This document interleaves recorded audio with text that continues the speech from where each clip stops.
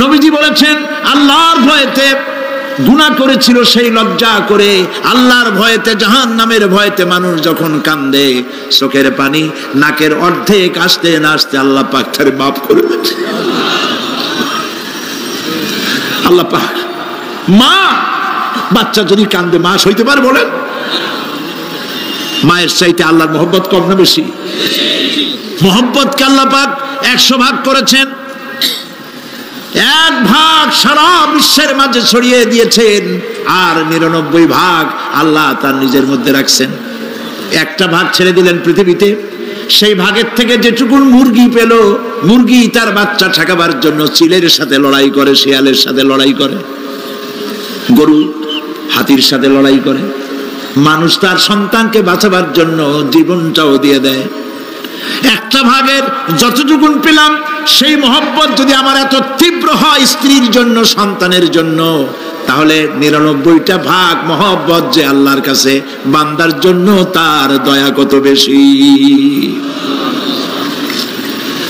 এই জন্য কবরের ভিতরে প্রশ্ন হবে, কে তোমার রব? মুমিন ব্যক্তি বলবে রব্বি আল্লাহ, আমার রব আল্লাহ। ওয়ামা দীনুকা, তোমার দিন কি? বলবে দীনুনাল ইসলাম। ওয়ামান নবিয়ুকা, তোমার নবীকে? ওই লোক বলবে নবিয়ুনা মুহাম্মাদুর রাসূলুল্লাহ সাল্লাল্লাহু আলাইহি ওয়াসাল্লাম।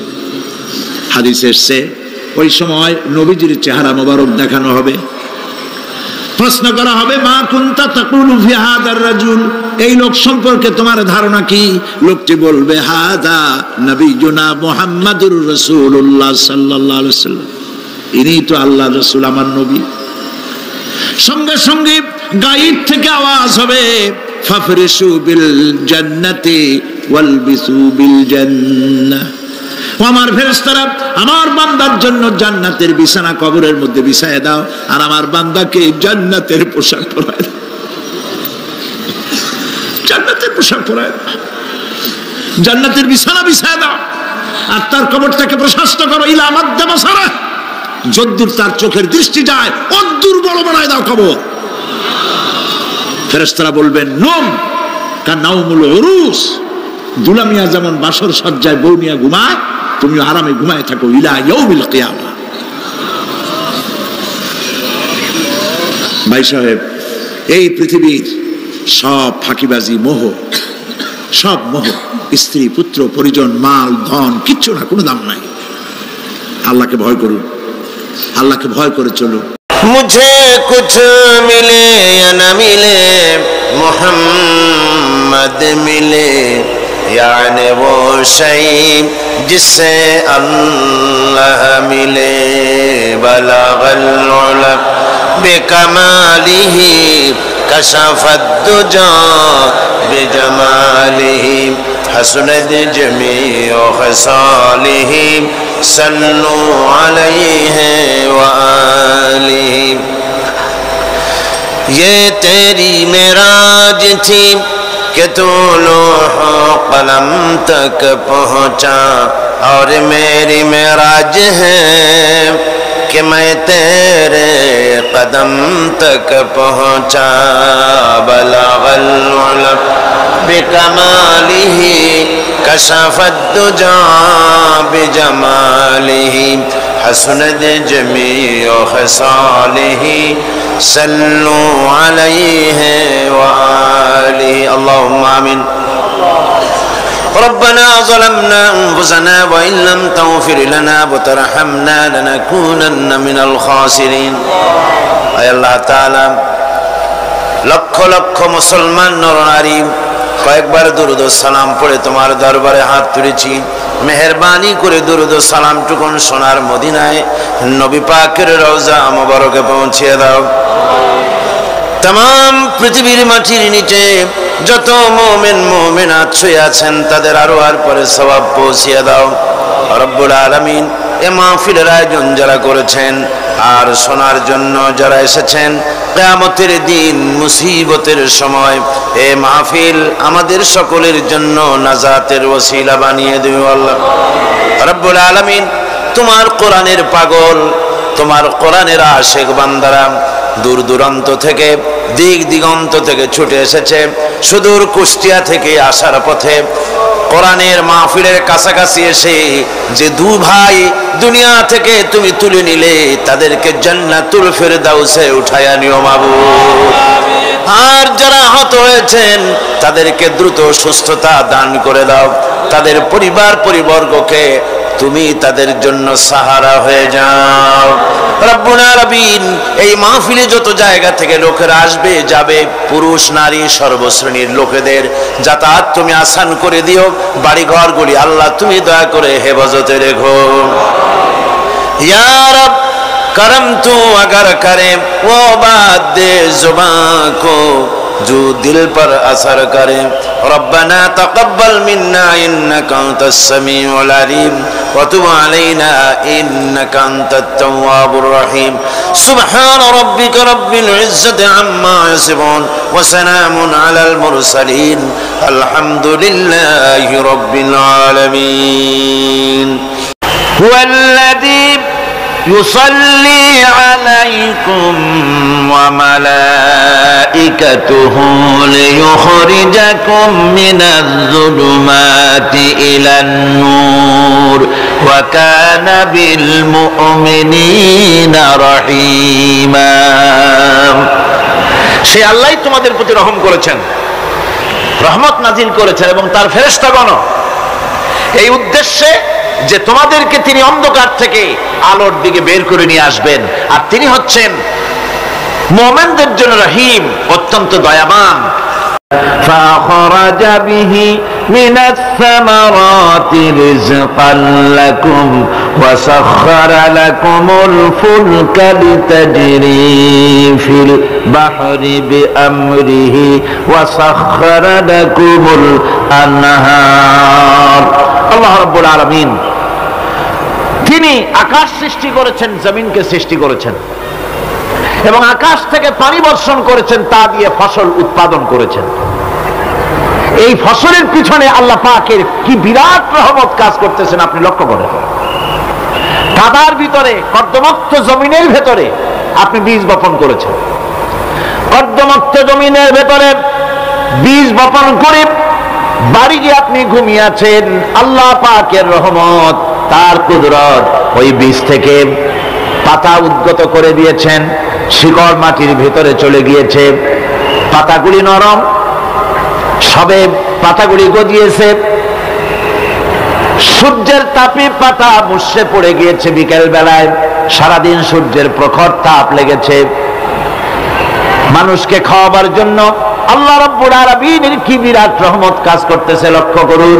রাতের বেলায় আল্লাহ পাক শিশির বিন্দু নাজিল করে দেন, কণা কণা শিশির বিন্দু ওই মুষড়ে যাওয়া পাতার উপরে পড়ে গিয়ে সারা রাত এভাবে সুন্দর ঠান্ডা বাতাস আর শিশির বিন্দু যত্ন করে করে মুষড়ে যাওয়া পাতাটিকে সকালবেলা পর্যন্ত তরতাজা, সজীব আর প্রাণবন্ত করে দেন। এরপরে গাছ বড় হলো, তার ভিতরে রব্বুল আলামিন ধান দিলেন, গম দিলেন, এভাবে করে যত্ন করে তার শুরু থেকে শেষ পর্যন্ত প্রত্যেকটি গাছকে খাদ্য ব্যবস্থাকে আল্লাহ রব্বুল আলামিন নিজ যত্নে, নিজ কুদরতে, আপন রহমতে সবগুলিকে লালন পালন করে মানুষের হাতে তুলে দিলেন। মানুষকে আল্লাহ পাক সর্বশ্রেষ্ঠ মর্যাদা দান করেছেন, যার কারণে আল্লাহ পাক বলেছেন ওয়ালাকাদ কাররামনা বানি আদম, আদম সন্তানকে আমি সম্মান দিয়েছি, মর্যাদা দিয়েছি। আর সেই মর্যাদা দেওয়ার কারণে যত খাদ্য তার সামনে পেশ করেছি, আল্লাহ পাক আপন রহমতে সব খাদ্যগুলিকে প্যাকেট করে বান্দাদের সামনে হাজির করে দিয়েছেন। কোনো খোলা খাবার দেওয়া হয়নি, কারণ মানুষ হচ্ছে আল্লাহ পাকের শ্রেষ্ঠ মেহমান, মর্যাদা সম্পন্ন প্রাণী, মর্যাদা সম্পন্ন মেহমান এই মানুষ। তার সামনে কলা দেওয়া হলো কভার করে, প্যাকেট করে। আনারস বলেন, আম বলেন, কাঁঠাল বলেন, যত রকমের ফল আল্লাহ পাক দান করলেন, বেদানা বলেন, আপেল বলেন, সমস্ত ফলগুলিকে, খাবারগুলিকে আল্লাহ পাক প্যাকেট করে করে আপন রহমতে বান্দাদের সামনে হাজির করে দিয়েছেন। তার এত দয়া, তার দয়াই আকাশ থেকে বৃষ্টি হয়, সেই বৃষ্টিতে ফসল ফলে। তার দয়ায়, তার রহমতে তিনি পানি মানুষের আয়ত্তে করে দিয়েছেন। এই পানির উপরে জাহাজ পরিচালনার জন্য আল্লাহ পাক সুযোগ করে দিয়েছেন। জাহাজ পরিচালনা করা হচ্ছে সমুদ্রের ভেতরে মানুষের জন্য। এভাবে করে আল্লাহ পাক সব জিনিসকে তার সুযোগের মধ্যে এনে দিয়েছে। এরপরে আল্লাহ পাক বলছেন, وآتاكم من كل سألتموه وإن تعدوا نعمة الله لا تحصوها إن الإنسان لظلوم كفار। আল্লাহ পাক বলেন, তোমাদের প্রতি আল্লাহ পাকের দয়া, তার রহমত, তার করুণা এত বেশি, তোমাদের সকল চাহিদা তিনি পূরণ করেছেন, কোনো চাহিদা বাকি রাখেন নাই। গতকাল বলেছি, রব হচ্ছেন তিনি প্রয়োজন মাফিক চাওয়ার আগে যিনি প্রয়োজন মিটিয়ে দেন, তার নাম হলো রব। আমাদের চাওয়ার আগে আমাদের যা কিছু প্রয়োজন আল্লাহ রাব্বুল আলামিন সব সাপ্লাই করেছেন। যেরকম সুবহানাল্লাহ। ওই আল্লাহ পাক বলেন, وَإِن تَعُدُّوا نِعْمَةَ اللَّهِ لَا تُحْصُوهَا। বান্দারে, আমার নিয়ামত যদি গণনা করো, গুনতে গুনে গুনে গুনে আমার নিয়ামতকে গুনে শেষ করতে পারবা না। এত অসংখ্য নিয়ামত ছড়িয়ে ছিটিয়ে রেখেছি বিশ্বজুড়ে, সর্বত্র সব জায়গায় আমার করুণার ছোঁয়া তোমার চোখের সামনে পড়বে। দুনিয়ায় মানুষ বাদে যত প্রাণী আছে সমস্ত প্রাণীর দিকে তাকান। মানুষের কথা তো গতকাল বলেছি। সমস্ত প্রাণীগুলিকে আল্লাহ রাব্বুল আলামিন তাদের সাথে তাদের সমস্ত জিনিস দিয়ে দিয়েছেন। এর মধ্যে কোনটাকে আল্লাহ পাক বোঝা বহন করার জন্য কোন প্রাণীকে তৈরি করেছেন, আবার মানুষের জন্য, জিহাদের জন্য, যুদ্ধ করার জন্য কোন প্রাণী তৈরি করেছেন, চাষাবাদ করার জন্য প্রাণী তৈরি করে দিয়েছেন। কোরআন বলছি, ওয়াল আনআমা খালাকাহা লাকুম ফিহা দিফকুন ওয়া মানাফিউ ওয়া মিনহা তাআকুলুন। তিনি বিভিন্ন ধরনের জীব পয়দা করেছেন, যার থেকে তোমাদের শীতের পোশাক এবং অন্যান্য কল্যাণকর কাজ যেন তোমরা করতে পারো, সেজন্য পশুর গায়ে যে পশম দেওয়া হয়েছে, এতে পশুরও কাজ হয়। আবার এই পশমগুলি গ্রীষ্মকালে কেটে নিয়ে তাই দিয়ে মানুষের শীতবস্ত্র তৈরি করা হচ্ছে। আপনার গায়ের, আপনার গলার মাফলার, আপনার সোয়েটার, আপনার চাদর, আপনার কম্বল, এগুলি আল্লাহ পাক তৈরি করার জন্য দুনিয়ার যত প্রাণী তৈরি করেছেন, প্রাণীগুলির গায়ে, চতুষ্পদ জন্তুর গায়ে পশম দিয়ে, সেগুলি দিয়ে এগুলি তৈরি করার ব্যবস্থা করেছেন। আবার আল্লাহ রাব্বুল আলামিন বলেন, ওয়ালাকুম ফিহা জামালুন হিনা তুরিহুনা ওয়া হিনা তাসরাহুন। যখন সেগুলি মাঠে সকাল বেলায় চড়তে নামে, আবার বিকেল বেলায় যখন পালবদ্ধ হয়ে বিকেল বেলায় যখন ঘরে ফেরে, তখন দেখার এক সৌন্দর্য এমন হয় যা সত্যি উপভোগ্য। লক্ষ্য করে দেখবেন, এগুলি শহরে কম দেখা যায়, গ্রাম অঞ্চলে মাঝে মধ্যে যাবেন, গ্রামের লোকই আপনারা অধিকাংশ এখানে আছেন, আপনারা দেখবেন সকাল বেলায় যখন পালে পালে গরু, ছাগল, মহিষ ইত্যাদি যেতে থাকে, সকাল বেলায় সূর্য যখন উঠে সেই সময় যখন এগুলি যেতে থাকে, তখন তার দেখার একটা দৃশ্য দারুণ লাগে।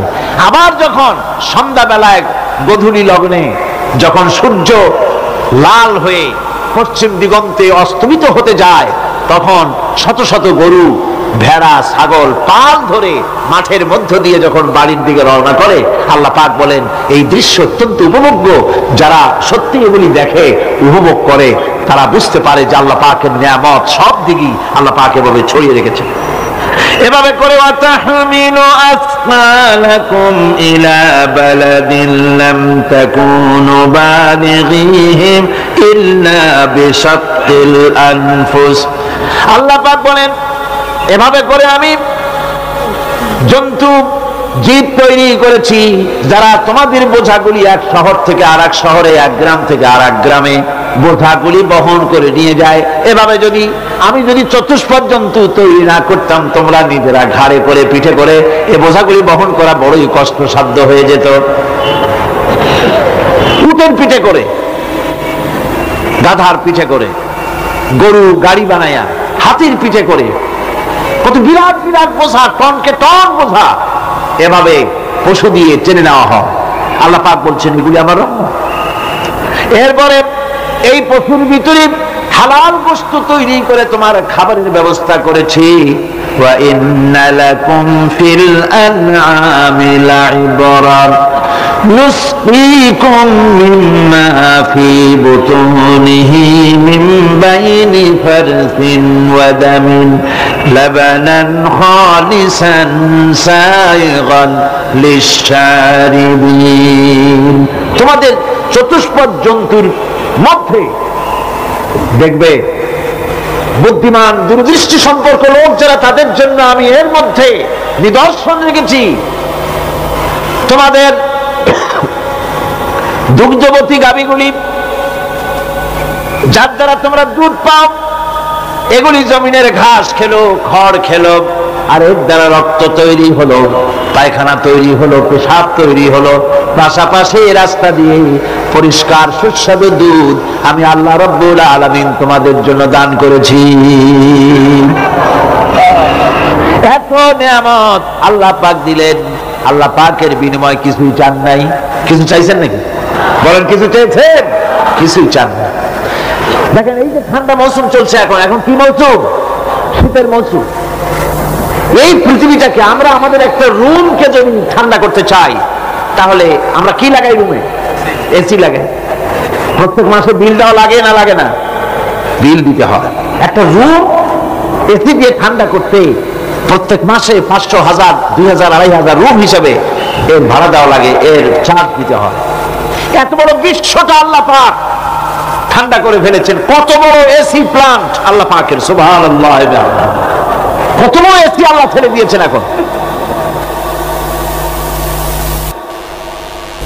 ডিজেল যারা আগুন তৈরি করেন, কাঠ যারা আগুন তৈরি করে, পৃথিবীর মানুষের হাতে আগুন জ্বালাবার, উত্তাপ সৃষ্টি করার যত রকমের টেকনোলজি আছে, সব যদি একত্রিত করা হয়, সূর্য প্রতি সেকেন্ডে যে তাপ বিকিরণ করে পৃথিবীর জন্য, সারা পৃথিবীর সমস্ত মানুষ এক জায়গায় হইয়া কিয়ামত পর্যন্ত প্রচেষ্টা করিও ওই 1 সেকেন্ডের তাপ তৈরি করতে পারবে? পারবে না। সুতরাং আল্লাহ রাব্বুল আলামিন তিনি বিরাট নিয়ামত রেখেছেন সব জিনিসের মধ্যে। এই নিয়ামতগুলি বুঝতে হবে, এগুলি বুঝতে হবে। একজন আল্লাহ রাব্বুল আলামিনের নবী বলেছেন, আল্লাহর সৃষ্টি জগতের উপরে, তার সৃষ্টি নৈপুণ্যতার উপরে কেউ যদি গবেষণা করে, চিন্তা করে 1 ঘন্টা, আল্লাহ পাক তার আমলনামায় 60 বছরের নফল ইবাদতের সওয়াব লিখে দিবেন। কি সোজা কথা। চিন্তা করতে হবে, গবেষণা করতে হবে আল্লাহ পাক কি নিয়ামত দিয়েছেন। ওয়া মা বিকুম মিন নি'মাতিন ফামিনাল্লাহ। যত নিয়ামত আমরা পেয়েছি সব কার কাছ থেকে? জোরে সোরে চিল্লায় কোন কার কাছ থেকে? সমস্ত নিয়ামত এসেছে আল্লাহ পাকের কাছ থেকে। আল্লাহ রাব্বুল আলামিন বলেন তিনি হচ্ছেন রহমান। ওয়াল্লাহু জাআলা লাকুম মিন বুয়ুতিকুম সাকানান ওয়া জাআলা লাকুম মিন জুলুদিল আনআমি বুয়ুতা। আল্লাহ পাক বলছেন তোমাদের জন্য, তোমাদের ঘর সমূহকে আল্লাহ পাক স্থিতি লাভের, স্বস্তি শান্তি লাভ করার জন্য আল্লাহ পাক একটা স্থান করে দিয়েছেন, জায়গা করে দিয়েছেন। আমরা যে ঘর বানাই, এই ঘর বানাবার পেছনে আল্লাহ পাকের কত বড় নিয়ামত। ঘর একটা বানাতে হলে খুঁটি লাগবে। খুঁটি কোত্থেকে আসছে? বলেন কোত্থেকে? গাছের থেকে খুঁটি পেয়েছেন। কিসের থেকে পেয়েছেন? গাছ কাঠ। শুধু খুঁটিতে ঘর হবে না, এরপরে খুঁটি হয়ে গেল, চাল লাগবে। চাল দেবেন কি দিয়ে? খড় দিয়া দেন, টিন দিয়া দেন, টালি দিয়া দেন, যা দিয়া দিবেন সেটা হচ্ছে কার? জোরে কর। শুধু খুঁটি আর চাল হলে হবে না, বেড়া লাগবে, দরজা লাগবে, জানালা লাগবে, যা কিছু দরকার, আল্লাহ বলেন তোমার এই শান্তির ঘরটার পেছনে আমার নিয়ামত, আমার রহমত কাজ করেছে। আবার শীত প্রধান দেশে, যেখানে বিল্ডিং এও কাজ হবে না, যেখানে ঘর বানাতে হলে কাঠখড়ির ঘর দিয়েও কাজ হবে না, এত প্রচন্ড শীত, সেইখানে আল্লাহ পাক পশুর চামড়া দিয়া ঘর বানাবার জন্য মানুষের মাথায় আল্লাহ পাক বুদ্ধি দান করে দিয়েছেন। আল্লাহ পাক বলছেন জুলুদিল আনআমে বুয়ুতা, চামড়া দিয়ে ঘর তৈরি করা হয়, এস্কিমোরা করে, দেখে আসবেন, চামড়া দিয়ে ঘর তৈরি করা হয়। আল্লাহ পাক এই পশু দিয়ে মানুষের এত উপকার করছেন। তিনি রহমান, এই রহমত থেকে পৃথিবীর কেউ বঞ্চিত নয়। সমস্ত প্রাণী সমূহকে আল্লাহ পাক এই বিরাট নিয়ামত দান করেছেন। একটি মানুষ যতই সংকীর্ণ হোক, অসংখ্য জীবন যাপন করুক, ইলিটারেট হোক, মূর্খ হোক, লেখাপড়া কিচ্ছু জানে না, একটা পর্ণ কুটিরের ভিতর এক কৃষক বাস করে, সেও যদি চিন্তা করে তাহলে অন্তত এতটুকু উপলব্ধি তার আসবে যে সে অসুখ হলে পরে তার আশেপাশে লতা গুল্ম গাছের শিকড় বেটে খেলে পরে তার অসুখ ভালো হয়ে যায়, ঠিক কিনা? এখন তো অসুখ ভালো হওয়ার জন্য কোনো অসুবিধা নাই, কোনো সমস্যা নয়। পত্রিকার ভিতরে অ্যাডভার্টাইজ আসতেছে, স্ট্যাম্পের উপরে লিখে দেব আখেরি লেখা, বিশ্বব্যাপী চ্যালেঞ্জ। মেয়ে লোকও চ্যালেঞ্জ দিতেছে, পুরুষও দিতেছে, পাগলও দিচ্ছে, ছাগলও দিচ্ছে, সবাই মিলে চ্যালেঞ্জ করছে। পত্রিকাগুলি পয়সার লোভে আবার এগুলি ছাপতেছে। সব রকমের অসুখ, সব রকমের ওষুধ তারা দিতে পারবে। এই যদি হয় তো খামাখা আমাদের মেডিকেল কলেজ রাইখে লাভ কি? বিজ্ঞাপন দিয়ে যদি ওষুধ বিক্রি করা হয়, কেমন গভর্নমেন্ট আমি বুঝি না। এই পাগল ছাগলের বিজ্ঞাপনগুলি ছাপা হয় পত্রিকায়, লোকেরা বিভ্রান্ত হয়, লোকেরা বোঝে না। তাদের কাছে গেলেই মুখ দেখেই বলে দেবো এরকম আসতেছে, পাগলের মতো চেহারা, মুখ দেখেই বলে দেবে শেষ দর্শন, আর দর্শন জিন্দিগিতে করা লাগবে না। ছোট্ট ছোট্ট পোলাপানো এরকম এক এক জায়গায় হইতেছে। খুলনা জেলার দাকপ এলাকায় একবার শোনা গেল সেখানে ছাগলে পানি পড়ে দেয়, যে যাবে তার রোগ ভালো হবে। কি শিক্ষিত কি অশিক্ষিত সমানই গিয়ে লাইন দিতে লাগলো ছাগলের বাড়ি। ছাগলের কাছে পানি ধরে, এখন ছাগলের কাছে কিছু ধরলেই তো সে শোকে, শুকতে গেলেই মনে করে যে পড়িয়ে দিছে, দম করে দিছে, আর খাইতেছে। এরপরে ছাগলওয়ালার বাড়ি এক ছাগল দিয়া হাতির মালিক হয়ে গেছে সে, বাড়ি বিল্ডিং টিল্ডিং করে সর্বনাশ। কি আজীব তামাশা, কি আশ্চর্য দেশ। এমন কোন রোগ নাই যে সমস্ত পাগল ছাগলের চিকিৎসা ভালো না হবে। এগুলি অ্যাডভার্টাইজ দিয়ে চলছে। আল্লাহ পাক মানুষকে অসুখ দিয়েছেন, অসুখের আবার ওষুধও দিয়েছেন। কারণ আলহামদুলিল্লাহ লিকুল্লি দাইন দাওয়াও, প্রত্যেকটি রোগের ওষুধ আল্লাহ তৈরি করেছেন। সুবহানাল্লাহি বিহামদিহি। কালো জিরা সম্পর্কে রাসূল কারীম সাল্লাল্লাহু আলাইহি ওয়াসাল্লাম বলেছেন, হাদিহি হাব্বাতুস সাওদা, এটা হচ্ছে কালো দানা। দাওয়াউন লিকুল্লি দাইন ইল্লা সাম, মৃত্যু ছাড়া সকল রোগের ওষুধ কালো জিরার মধ্যে আছে। আবার মধু সম্পর্কে আল্লাহ পাক বলেছেন এটি হচ্ছে গোটা পৃথিবীর সমস্ত মানুষের জন্য রোগের প্রতিষেধক। একজন নিরক্ষর মানুষও, যিনি লেখাপড়া কিছুই জানে না, সে লোকটাও টের পায় অসুখ বিসুখ হলে সে আশেপাশে লতা গুল্ম বেটে তার থেকে তার রোগ নিরাময় করতে পারে। রোদ্রের দাবানল থেকে বাঁচার জন্য সে গাছের আশ্রয় নিতে পারে। তরুণ গাছ থেকে ফার্নিচার তৈরি করতে পারে। আবার এই গাছ থেকে সুস্বাদু ফল পেতে পারে। আর এই গাছ যখন বুড়ো হয়ে যায় তখন তার দিয়ে সে ফার্নিচার তৈরি করতে পারে। অসংখ্য নিয়ামত তার চতুর্পাশে ছড়ানো থাকে। একটা নিরক্ষর মূর্খ ব্যক্তিও যদি চিন্তা করে তাহলে আল্লাহর রহমত সম্পর্কে জানতে তার মোটেই কষ্ট হওয়ার কথা নয়। মূল কথা হলো চিন্তা করা, গবেষণা করা। আল্লাহ পাক এই জন্য বারবার বলেছেন লা আয়াতিন লিকাউমি ইয়াতাফাক্কারুন, লা আয়াতিন লিউলিল আলবাব, যারা নাকি চিন্তাশীল, গবেষক, মাথায় গিলুটুলু যাদের আছে, ওরা এগুলি খুব ভালো করে বুঝবে। আল্লাহ রাব্বুল আলামিন এই পৃথিবীকে তার রহমত দিয়ে ছেয়ে রেখেছেন, অসংখ্য রহমত দিয়ে রেখেছেন। আর তার রহমত সৌন্দর্য বিবর্জিত নয়, তার রহমত দিয়েই সব সুন্দর হয়ে সাজিয়ে গুছিয়ে আল্লাহ পাক তৈরি করেছেন। আকাশটাকে সাজিয়েছেন। কোরআনে কারীমের মধ্যে রব্বুল আলামিন বলেন ওয়ালাকাদ যায়্যানাস সামাআদ দুনিয়া বিমাসাবিহা ওয়া জাআলনাহা রুজুমান লিশ-শায়াতিন। এই দুনিয়ার আকাশখানিকে তারকা প্রদীপ দিয়া সাজায় রেখেছি মনের মতন। দেখো তুমি তাকাইয়া, এই পৃথিবীটাকে, এর আকাশটাকে সুসজ্জিত করা হয়েছে। আল্লাহ পাক সৌন্দর্যবোধ এত বেশি, যা গতকাল আমি আলোচনায় বলেছি, রব্বুল আলামিন তার আপন রহমত দিয়া, কুদরত দিয়ে এই পৃথিবী সব সাজিয়ে গুছায় দিয়েছেন। আল্লাহ পাক বলছেন ইন্না ফি খালকিস সামাওয়াতি ওয়াল আরদি ওয়া ইখতিলাফিল লাইলি ওয়ান নাহার লাআয়াতিন লিউলিল আলবাব।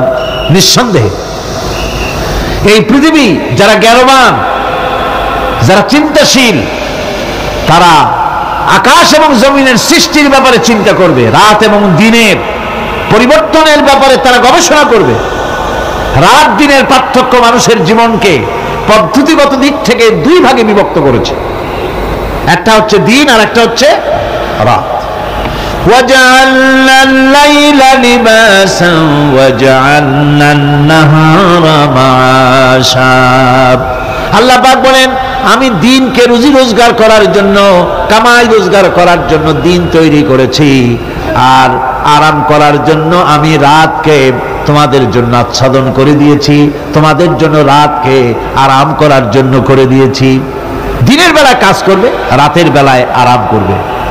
ঘুম আল্লাহর একটি নিয়ামত। ঘুম আল্লাহর কি? আল্লাহর এক বিরাট নিয়ামত। সারাদিন কাজ করার পর মানুষ যখন ঘুমায় যায়, সারাদিনের ক্লান্তি এবং শ্রান্তি সব শরীর থেকে দূর হয়ে যায়। সকালবেলায় আবার কাজ করার জন্য শরীর প্রাণবন্ত আর সজীব হয়ে যায়। এই ঘুম যার হয় না, সেই বুঝতে পারে কি নিয়ামত সে হারায়। আল্লাহ পাক যেন সারা জীবন যতটুকু ঘুমের স্বাস্থ্যের জন্য আমাদের প্রয়োজন, আল্লাহ যেন এই নিয়ামত থেকে আমাদেরকে বঞ্চিত না করেন। আমরা বলি আমিন। ঘুমের জন্য মানুষ ঘুমাইতে না পারলে পাগল হয়ে যায়। কি বিরাট নিয়ামত এই ঘুম আল্লাহ পাক মানুষকে দিয়েছে। আমার বন্ধুগণ, এভাবে করে আল্লাহ রাব্বুল আলামিন মানুষের একঘেয়েমি দূর করার জন্য সকাল করেছেন, দুপুর করেছেন, বিকেল করেছেন, সন্ধ্যা করেছেন, রাত করেছেন, ঘুমাবার ব্যবস্থা করেছেন, কামাই রুজির ব্যবস্থা করে দিয়েছেন, রুজি রোজগার করার ব্যবস্থা করেছেন। সবকিছু তিনি রহমান বলে, তিনি দয়াবান বলে মানুষের সব প্রয়োজন আল্লাহ পাক মিটিয়ে দিয়েছেন। আল্লাহ সুবহানাহু ওয়া তাআলা তিনি বলছেন আমার রহমতেই পৃথিবীর মাটি থেকে তোমাদের ফসল উৎপাদিত হয়। তোমরা দেখো আফারাআইতুম মা তাহরুসুন আআনতুম তাজরাউনাহু আম নাহনুজ জারিউন। জমিন থেকে ফসল কে উদ্গত করে? উদ্ভিদকে কে গজায়? তুমি গজাও না, আমি গজাই। আল্লাহ পাক বলেন সমস্ত উদ্ভিদগুলি আমি তোমাদের জন্য গজায় দেই, উঠায় দেই। এরপরে যখন ফসল হয়, ফসল পাকা দেখে মানুষ তখন মোষে তেল মাখে, ফুর্তি করে, আনন্দ করে। এবার ফসল খুব ভালো হয়েছে, ভালো করে গান দেব। মানুষেরাই চিন্তা করে বেশি ফসল হয়েছে, গান বাজনা, থিয়েটার, গুনাগার বিবির গান, এগুলি ভালো করে শুনতে হবে। গাছে কাঁঠাল, গোপে তেল, জমিনে ফসল, মোষে তেল মাখে আনন্দ করে যে গান বাজনা করবে। আল্লাহ পাক বলেন দেখো লাউ নাশাউ জাআলনাহু হুতামান ফাযানতুম তাফাক্কাহুন। যদি আমি ইচ্ছে করি তাহলে তোমার ফসলকে আমি কুটায় পরিণত করে দিতে পারি, তখন তো তুমি নিজের কপালে করাঘাত করবে আর বলবে আহারে মাহরুম হয়ে গেলাম, বঞ্চিত হয়ে গেলাম। আল্লাহ যদি ইচ্ছে করেন তাহলে ফসলগুলিকে আল্লাহ পাক তুষে পরিণত করে দিতে পারেন না, সিটায় পরিণত করে দিতে পারেন না? অবশ্যই। সেই জন্য আল্লাহ পাক বলছেন যেগুলি সব আমার ক্ষমতা, আমি আপন নিয়ামতে, আপন বরকতে, রহমান নামের কারণে আমি তোমাদের সব আমি গুছিয়ে দিচ্ছি। আল্লাহ পাক ফসলের জন্য, আপনার জমিনের ফসলের জন্য আল্লাহ পাক বিনা পয়সায় সারের ব্যবস্থাও করে দিয়েছেন। জোরে কোন সুবহানাল্লাহ। সেই সারটা হচ্ছে কি?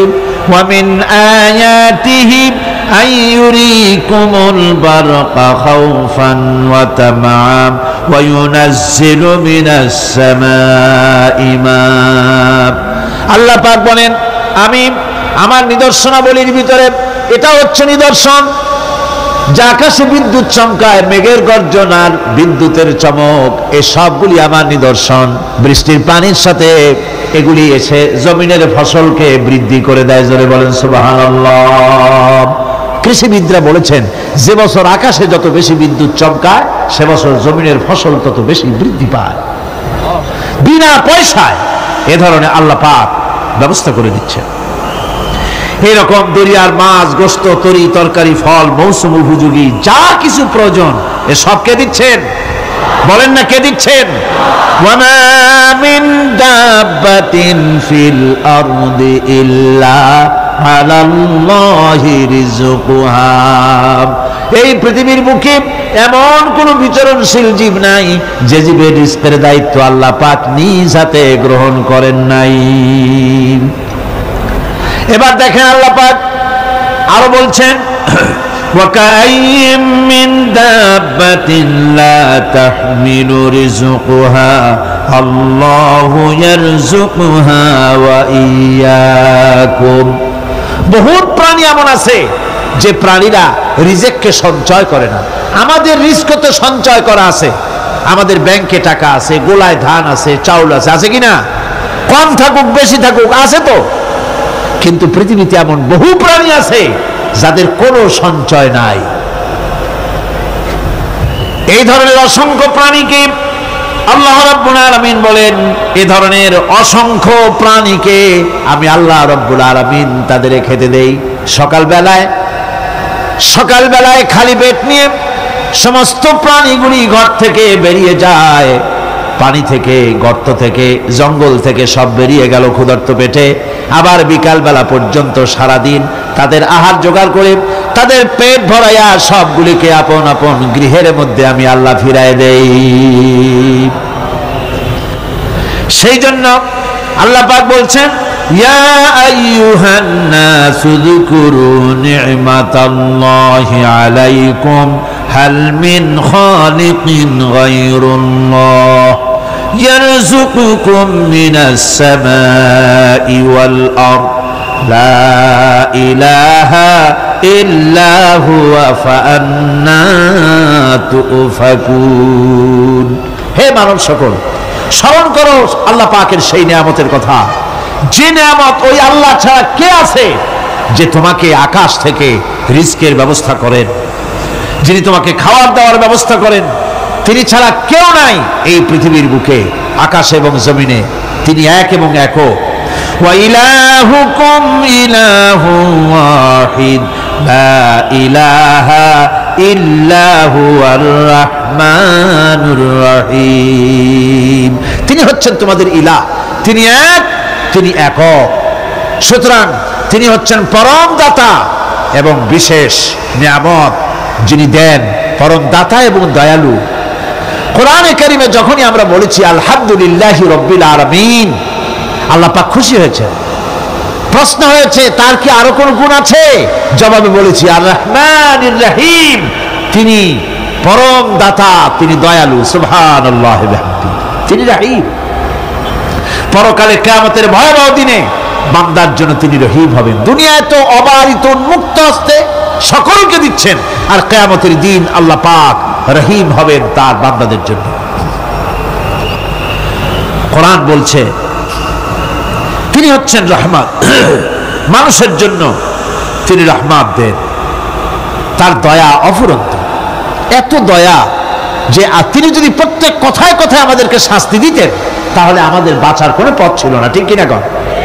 কোরআনে কারীমে আল্লাহ পাক বলেছেন ওয়ামা আসাবাকুম মিন মুসিবাতিন ফাবিমা কাসাবাত আইদিকুম ওয়া ইয়াফু আন কাসীর।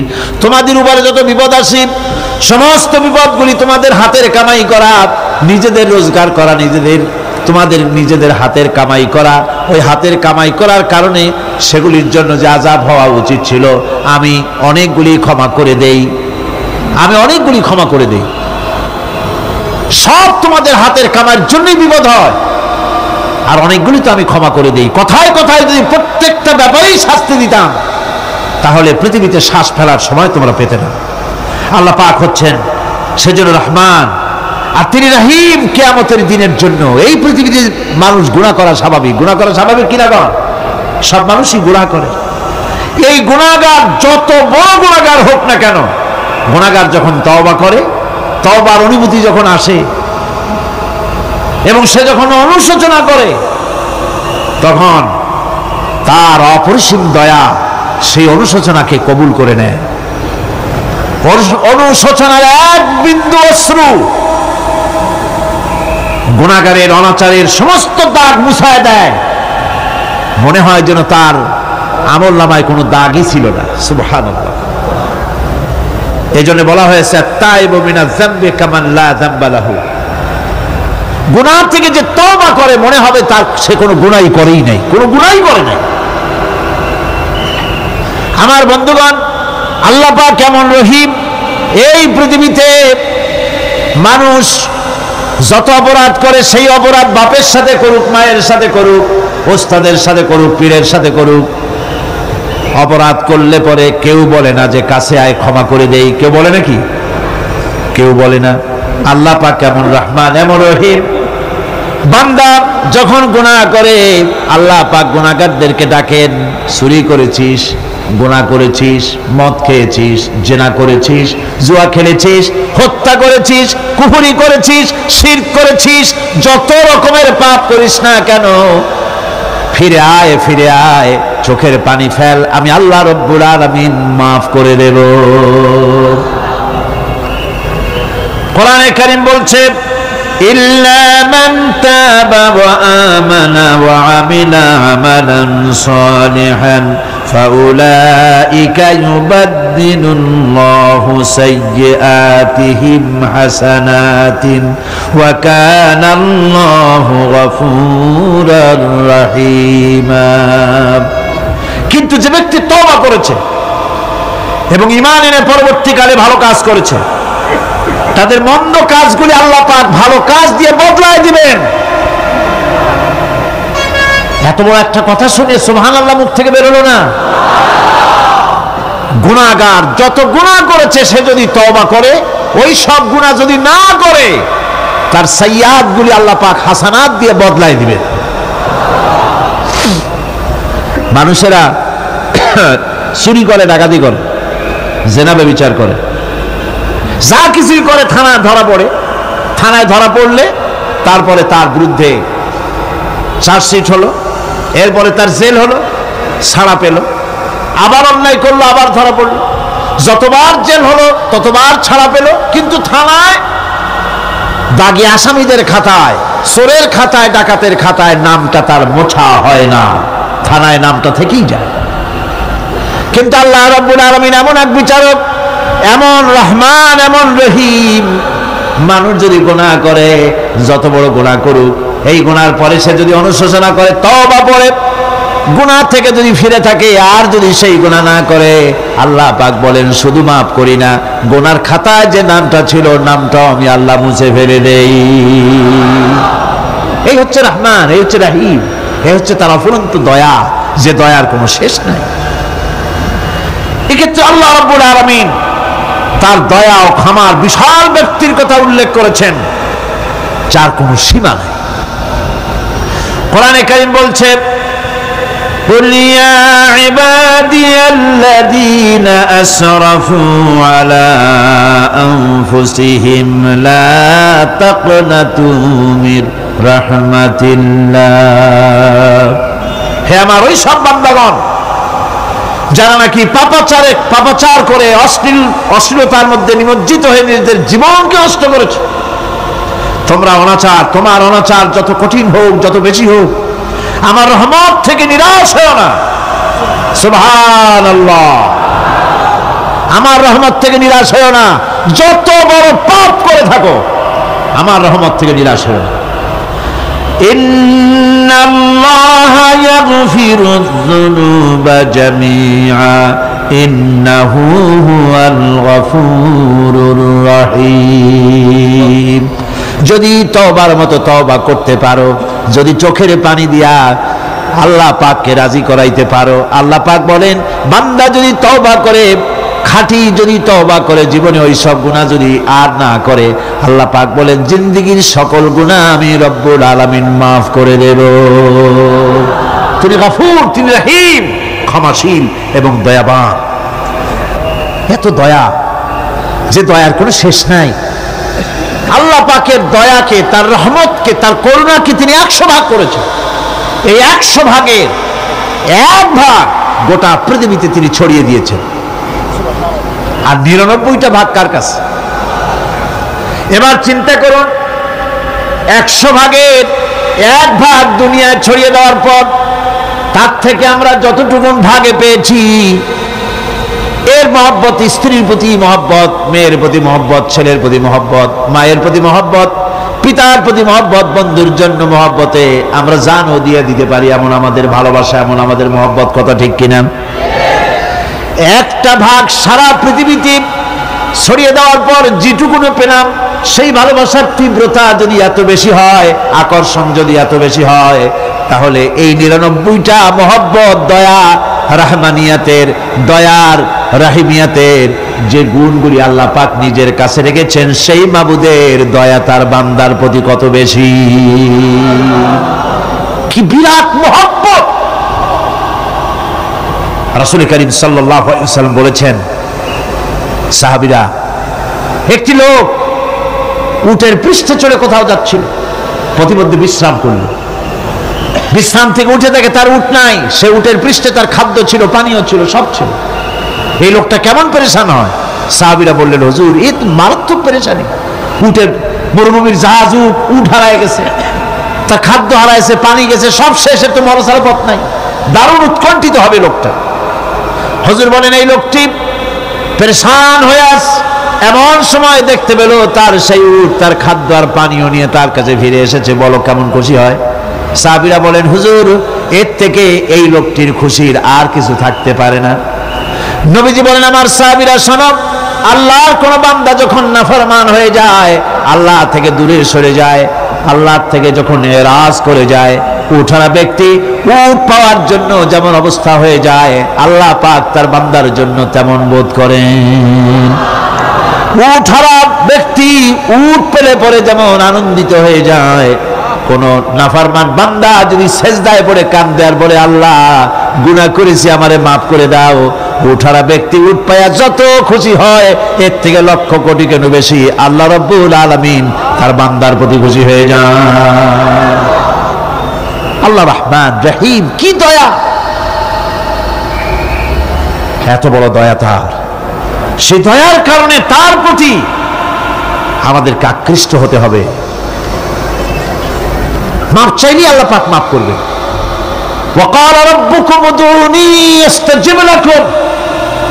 তোমাদের রব তোমাকে বলছে, তোমাদের রব কে? আমাদের রব। সকলে বলেন, কে আমাদের রব? সে আল্লাহ আমাদেরকে বলছেন, তোমাদের রব বলছেন, আমাকে ডাকো, আমি ডাকে সাড়া দেব। সুবহানাল্লাহ। এরকম একটা অনুভূতি আমার নিজের হয়েছিল, আমার নিজের একটা অনুভূতি। কাবা শরীফের ভিতরে যখন আল্লাহ পাক আমাকে প্রবেশের সুযোগ দিয়েছিলেন, কাবা শরীফের মধ্যে, তখন তার রসমে কাবা নাই। কাবার ভেতরে ঢুকলে তখন চতুর্দিক কিবলা, চতুর্দিকে ফিরে দুরাকাত না করে নামাজ পড়লাম। সেজদা দেওয়ার সুযোগ হলো, সেজদায় পড়ে এমন কান্না শুরু হলো, দম আটকে যাওয়ার মতো, শুধু কাঁপতেই থাকলো। আধা ঘন্টা চলে গেল সেজদার ভেতরে। এরপরে আমার চিন্তা হলো, হুশ হলো যে আমি এতক্ষণ এখানে সেজদায় পড়ে আছি, আরো তো মেহমান এর মধ্যে ঢুকবে। কিছু রাষ্ট্রীয় মেহমান ছিল, দুনিয়ার বিভিন্ন দেশ থেকে তারা দাওয়াত দিয়েছিল। তো সেই মেহমানরা ঢুকতে পারবে না, এর মধ্যে 18-20 জনের বেশি লোক ধরে না। তা আমি অন্যের হক বোধহয় নষ্ট করছি, এই অনুভূতি না আসলে আমি কতক্ষণ সেজদায় পড়ে থাকতাম আল্লাহই জানে।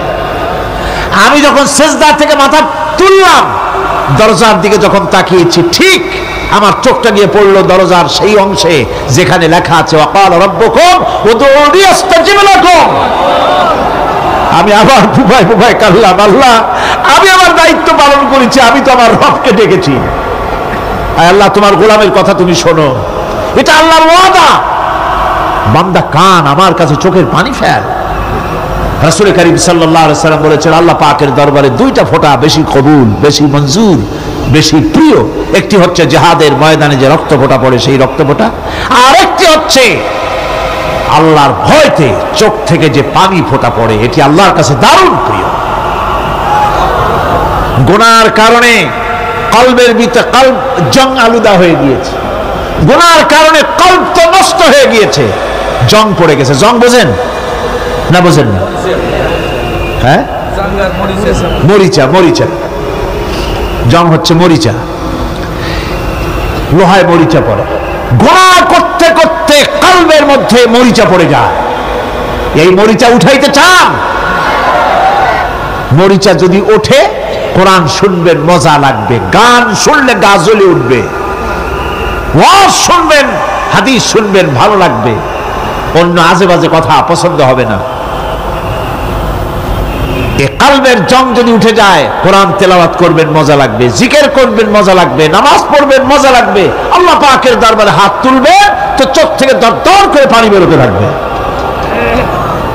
চোখে পানি আসে না, কারণ কলব তো জাঙ্গালুদা হয়ে গিয়েছে, এটা মরিচা পড়ে গিয়েছে।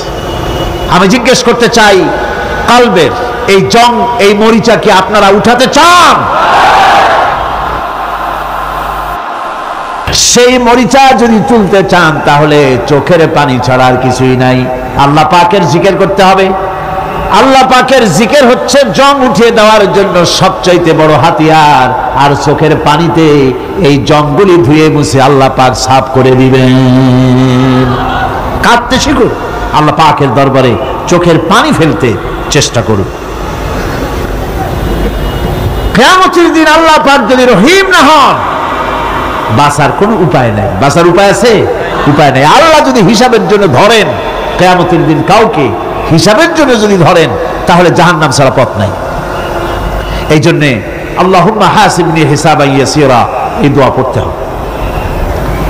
আমরা যখন বললাম আর রহমানির রহিম, বলেন সবাই আর রহমানির রহিম।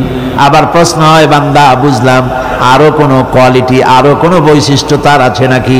আমরা বলি মালিকি ইয়াউমিদ্দিন, তিনি হচ্ছেন বিচার দিনের মালিক, শেষ বিচারের মালিক তিনি। একদিকে এটাকে ব্যালেন্স করা হয়েছে, একদিকে অফুরন্ত রহমত, যার কোনো কুল নাই, কিনারা নাই। এখন আদল দরকার। এখন কি দরকার? আদল, ইনসাফ দরকার।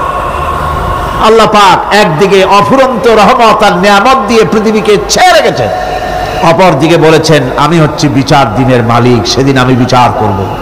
সেই বিচারের ভিতরে কোনো পক্ষপাতিত্ব থাকবে না, হবে না।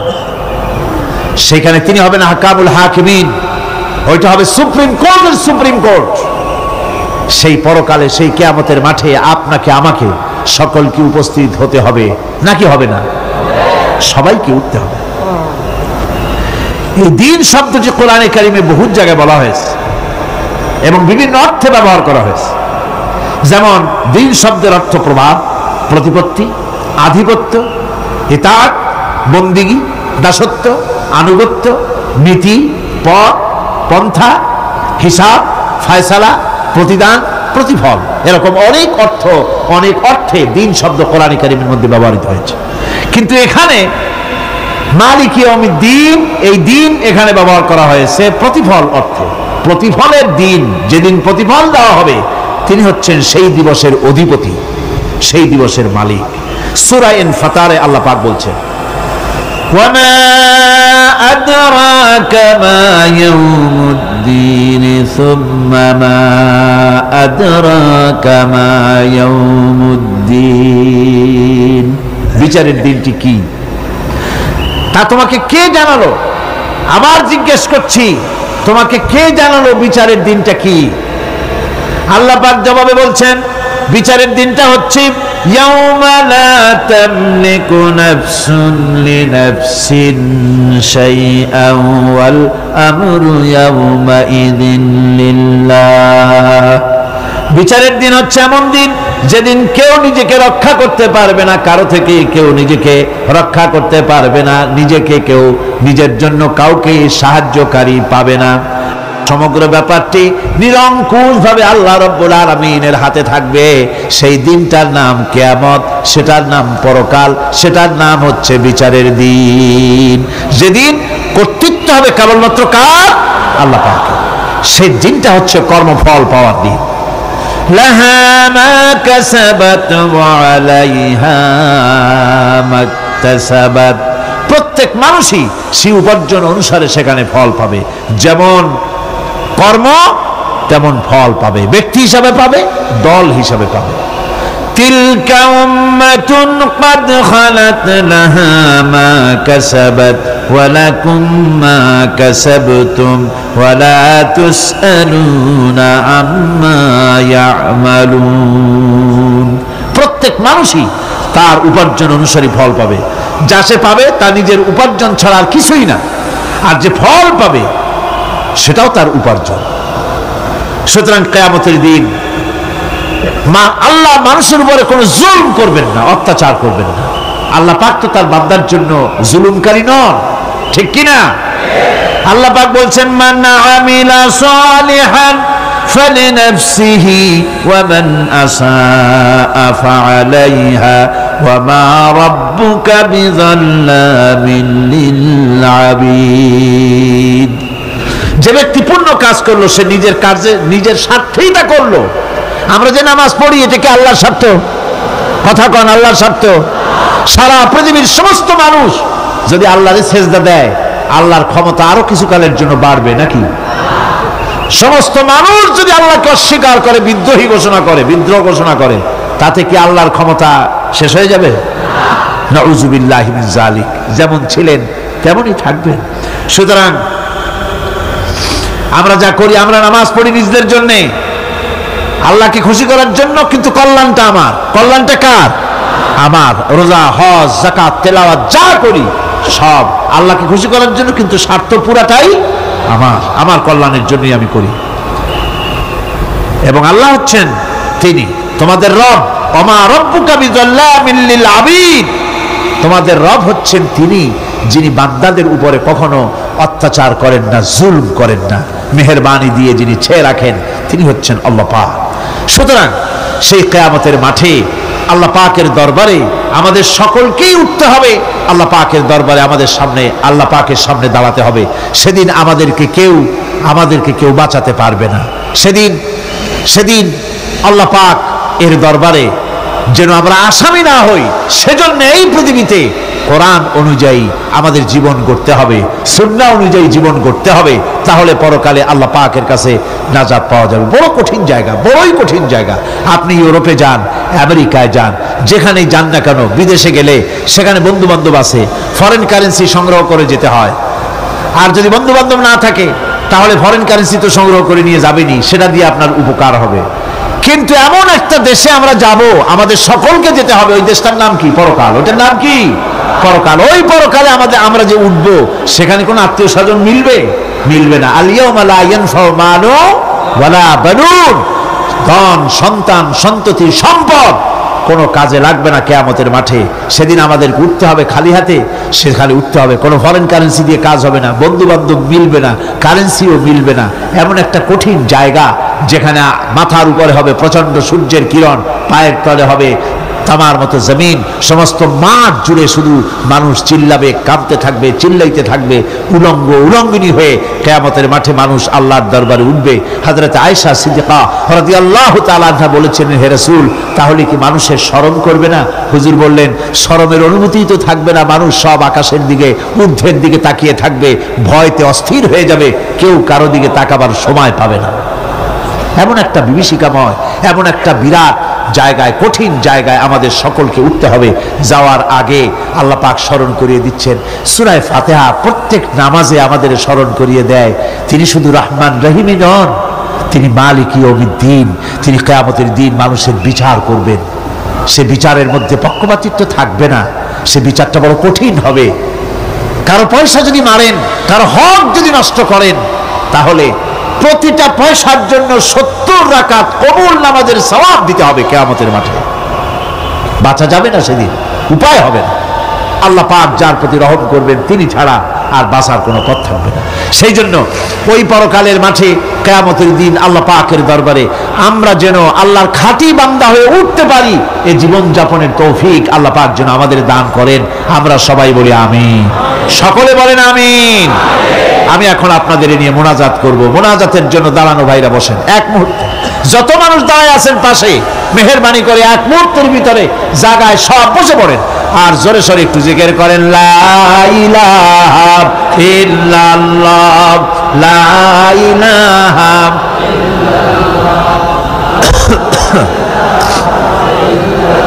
আগে দেন নাই